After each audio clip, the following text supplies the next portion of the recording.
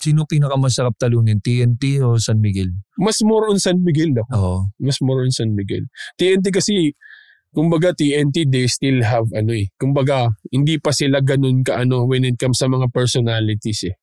Kasi kung tutuusin mo, kung katulad sila ng San Miguel na may kinuha na lahat eh. Jeron, hindi na nila nagagamit eh. Yung third five ng pang first five sa ibang sila kahit papaano, hindi nila pinangikailaman si Robert.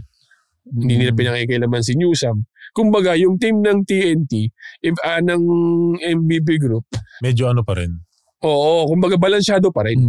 Yung Meralco, may Newsam, may ganito.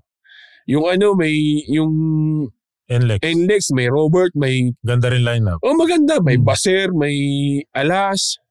Diba? May sila, kumbaga, hindi basta-basta inahan. Kaya nga gano'n yung TNT. Hindi naman din mo masabing yung Kabuntin. Hindi naman yan. Kumbaga, hindi naman...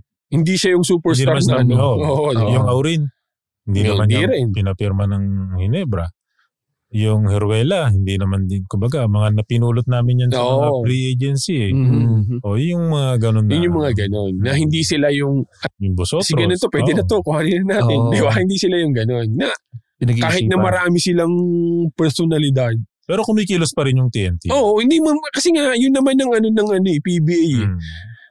As much as possible, magpalakas ka, magpaano ka, and every team. Yun naman yung ginagawa ng Rain or Shine. Kaya lang, yun nga, we have limited resources. We have limited means. Kaya pag compare sa malaki.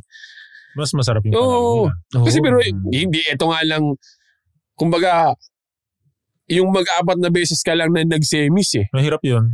Na yun eh. Kumbaga, masayang-masaya na kami na nagsisemis kami. Na hindi kami nawawala sa top 4. Achievement yun. Kasi yung ibang team nga, di magawa yun eh. Di ba? Consecutive. Apat na semi, sunod-sunod. And lagi mong kasama dun sa apat na yun, TNT, San Miguel, Ginebra.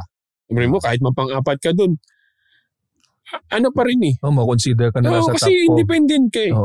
Dapat dyan kasi usually pagka ganyan, yung mga big groups talaga na andyan. Kasi they have all the kung makalusot ka, sabi nga ni Coach Shane, mag-finals lang kami, para na kami nag-champion eh.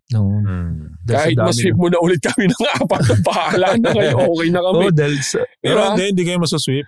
Hindi naman siguro. Hindi naman siguro. Kasi pagdating naman ng finals, lahat we're down na eh. Lahat pagod na eh. Yun naman ang, kumbaga, magiging advantage ng team namin. Kasi, tsaka hindi kami totally burnout.